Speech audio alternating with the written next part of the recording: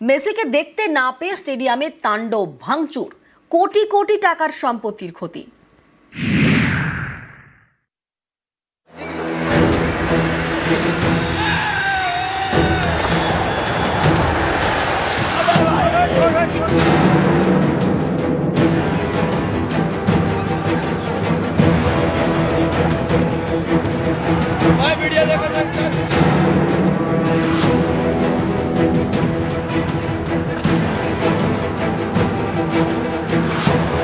যুব ভারতীতে লিওনেল মেসির mega event. শনিবার হাই প্রোফাইল এই অনুষ্ঠানে চূড়ান্ত অব্যবস্থা। এই দেখুন, মাঠে মেসিকে ঘিরে ভিড়। গ্যালারি থেকে ফুটবলের রাজপুত্রকে দেখতে পেলেন না অনেক দর্শক। মাত্র কয়েকজন লোকের জন্য রাজ্যের বদনাম।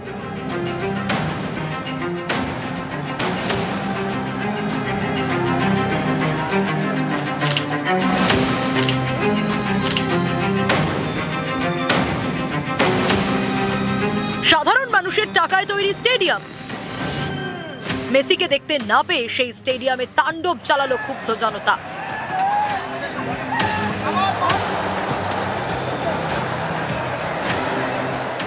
কোটি কোটি টাকার সম্পত্তির ক্ষতি হলো। প্রাথমিকভাবে মনে করা হচ্ছে যুব ভারতী স্টেডিয়ামে ক্ষতির পরিমাণ প্রায় 2.5 কোটি টাকা। শনিবার সকাল থেকেই যুব ভারতী ক্রীড়াঙ্গনে ভিড়। বেলা 11:30টায় মাঠে ঢোকেন মেসি। তাকে ঘিরে ভিড় বাড়তে থাকে।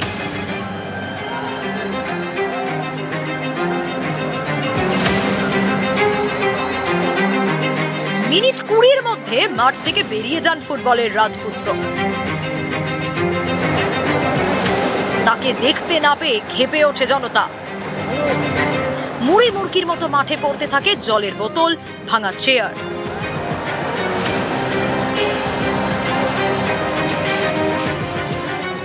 ফেন্সিং ভেঙে মাঠে ঢুকে পড়েন অনেকে। চলে ভাঙচুর।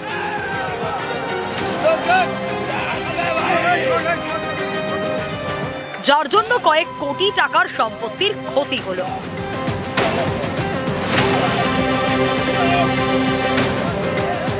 নিউজ 18 বাংলা। মেসিকে ঘিরে ভিড়ে ভিড়। এত ভিড়ে ফুটবল তারকাকে দেখতে না পেয়ে বিশৃঙ্খলা। এখানেই প্রশ্ন, মাঠে এত লোক ঢুকলো কিভাবে?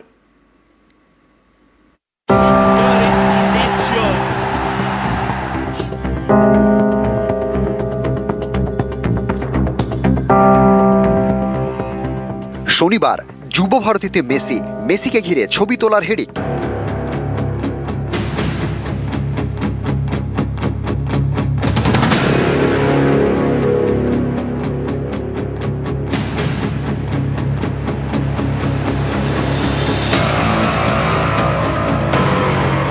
মেসির চারপাশে ভিড়।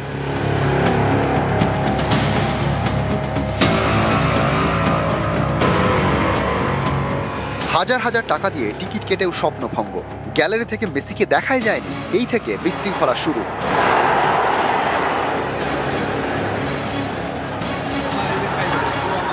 খালি মিনিস্টার, তাদের চেনা বেনা ক্যামেরাম্যান সবাই এখানে, কিছু দেখতে পারিনি। হরিড এক্সপিরিয়েন্স। অভিযোগ, যখন মেসির গাড়ি প্রবেশ করে তখন অনেকেই নাকি আচমকা, এখানে যারা সিকিউরিটিতে ছিলেন বা এখানে দাঁড়িয়ে অপেক্ষা করছিলেন এরকম অনেকে, তারাও নাকি তড়িঘড়ি মেসির গাড়ির সঙ্গে ভেতরে প্রবেশ করে দেওয়ার চেষ্টা করেন এবং অনেকে ঢুকেও যান। মেসি মাঠে ঢোকার পরেই তাকে ঘিরে বাড়তে থাকে ভিড়। কিন্তু এরা কারা? মাঠে ঢুকলেন কিভাবে?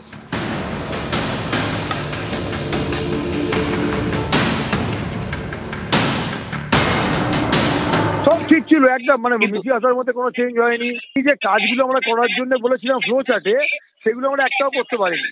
বাচ্চাগুলোকে গ্রুপ করে করে যে ভাগ করে রাখা হবে 4টে কোণে 5 জন করে, সেই ক্লিনিকটায় উনি অংশগ্রহণ করবেন। তাও কেউই মাঠের মধ্যে থাকবে না। কিন্তু আলটিমেটলি প্র্যাকটিক্যালি ওইখানে কেউ মাঠ থেকে বেরোয়নি। আর প্রচুর মানুষ ছিল যারা কি সত্যি ইনভাইটেড ছিল। কি করে আমি চিনি তো না, কি করে বলবো বলুন তো যে কাদেরকে কি হয়েছে? অনেকেই হাত ধরে টানছিল। জানি না। স্টেডিয়ামে গাড়ি ঢোকার দুটো রাস্তা, আর মাঠে প্লেয়ারদের ঢোকার জন্য রয়েছে টানেল। এই টানেলে থাকে নিরাপত্তা রক্ষীরা। সেখান দিয়ে শনিবার গিজ করে লোক মাঠে ঢোকে। এখানেই প্রশ্ন, এত লোক টানেল দিয়ে ঢুকলো কিভাবে? তাহলে কি আলাদা করে টিকিট বিক্রি করা হয়েছিল? এটা হচ্ছে সরাসরি যেখানে চলে যাওয়া যায়, সেটা হচ্ছে ড্রেসিং রুমের একদিক, ফুটবলারদের ড্রেসিং রুমের একদিক, এবং এই টানেল দিয়ে সহজেই অনেকে বেরিয়ে আসতে পারেন, যদিও নিরাপত্তা রক্ষীরা ছিলেন। মেসিকে দেখার আনন্দে আত্মহারা সবাই, তখন যারা নিরাপত্তার দায়িত্বে ছিলেন তারাও তো আত্মহারা হয়ে পড়েছিলেন। তারাও মেসিকে দেখতে যখন চলে যান তখন এই দরজাও কিন্তু খোলা থেকে যায়, ফলে এখান থেকে আচমকা কেউ বেরিয়ে সরাসরি মাঠে ঢুকে যায়নি। তো একটা অভিযোগ আসছে যে প্রচুর মানুষকে এমনি ঢুকিয়ে দেওয়া হয়েছিল। কি করে ঢুকবে আমি তো এটাই তো বুঝতে পারছি না। যত লোককে অ্যাপ্লিকেশন দিয়েছি তার মধ্যে কিছু লোকের তো মানে ভেতরে ঢোকার পারমিশন দেওয়া হয়েছে, যারা মাঠে যাবে, মানে পারফর্মার, মানে মাঠে যাবে কিন্তু মাঠ থেকে বেরিয়ে যাবে। যে ছবি দেখা যাচ্ছে মেসি ঢোকার সঙ্গে সঙ্গে তাকে ঘিরে ধরা হলো। অনেক লোক দেখেছি যাদেরকে আমি ভালো মতন জানি না, চিনি না, বা এর আগে কোনোদিন সেইভাবে আমার সঙ্গে পরিচয় নেই। তারা কারা বুঝতে পারলাম না তো কারা কারা, আমি তো চিনি না বলছি। তারা ঢুকলো কোথা থেকে? তাহলে মাঠে ঢুকেছে, কোথা দিয়ে ঢুকেছে কি করে বলবো। নিউজ 18 বাংলা। হাই প্রোফাইল অনুষ্ঠান, এমন একটি অনুষ্ঠানে শনিবার চূড়ান্ত বিশৃঙ্খলা। যুবভারতীতে মেসির মেগা ইভেন্টে আয়োজকদের ভূমিকা নিয়ে নানান প্রশ্ন।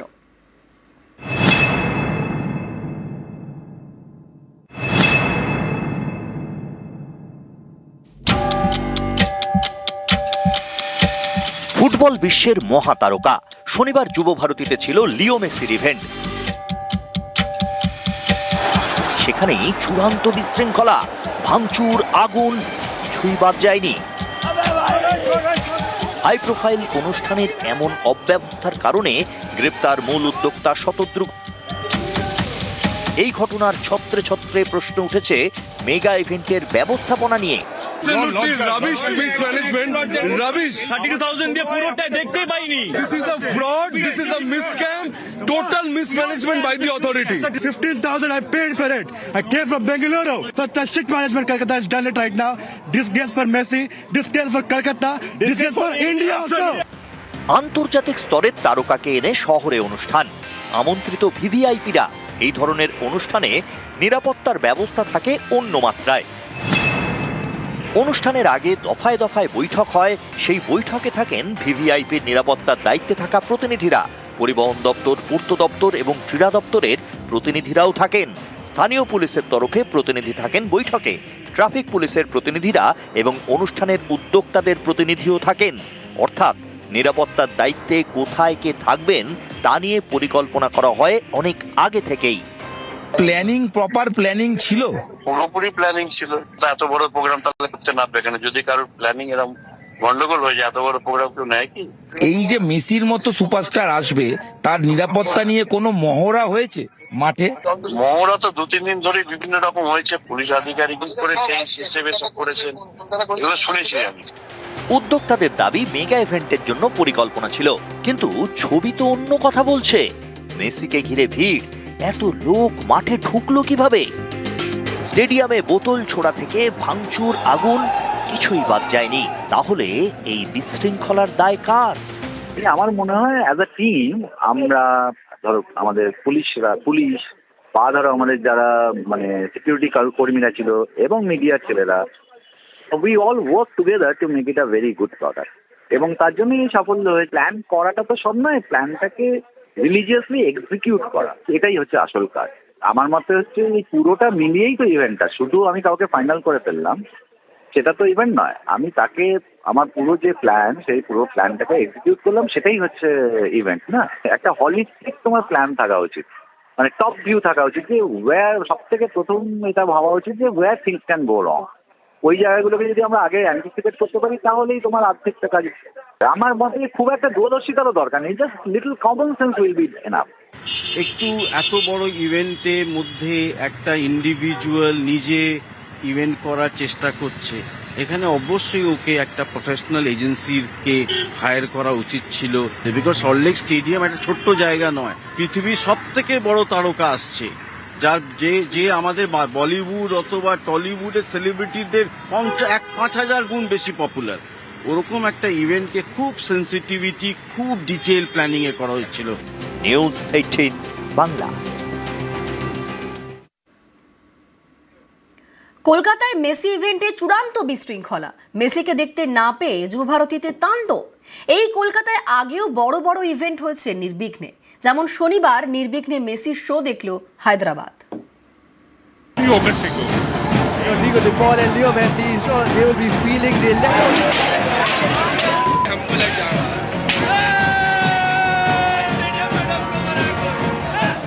শনিবার যুব ভারতী ক্রীড়াঙ্গনে ধুন্ধুমার। মেসিকে দেখতে না পেয়ে তাণ্ডব চালায় ক্ষুব্ধ জনতা। স্টেডিয়ামে চলল ভাঙচুর।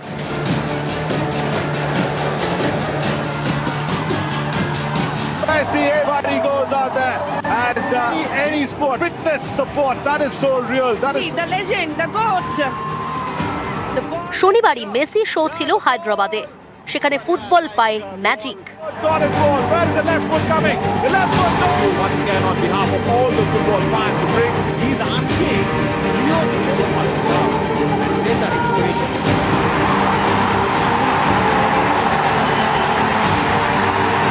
Ladies. রবিবার মুম্বাইয়ের ওয়াংখেড়ে মেসি ইভেন্ট।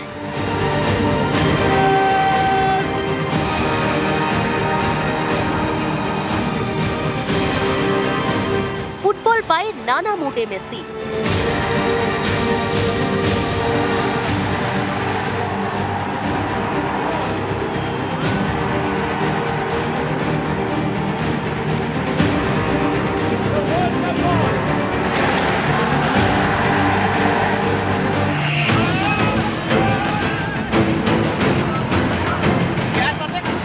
কিন্তু কলকাতায় অন্য ছবি।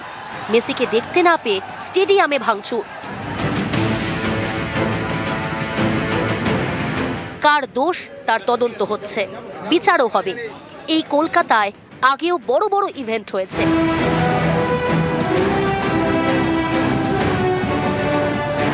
বিশ্বের তাবড় তারকারা এসেছেন, যেমন 2008 সালের ডিসেম্বরে কলকাতায় আসেন মারাদোনা। সল্টলেক স্টেডিয়ামে ছিল অনুষ্ঠান, মোহনবাগান মাঠেও যান।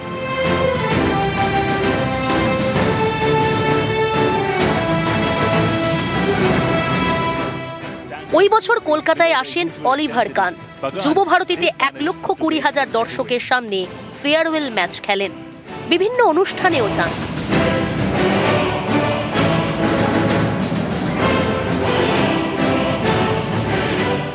2011 সালে কলকাতায় আসেন মেসি। যুব ভারতীতে ম্যাচও খেলেন।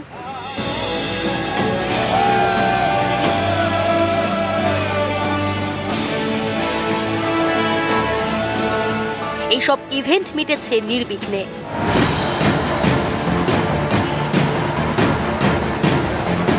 কিন্তু শনিবার যুব ভারতীতে মেসি ইভেন্টে বিশৃঙ্খলা।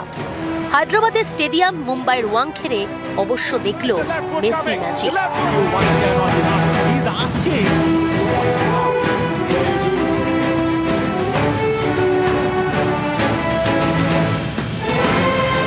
নিউজ 18 বাংলা।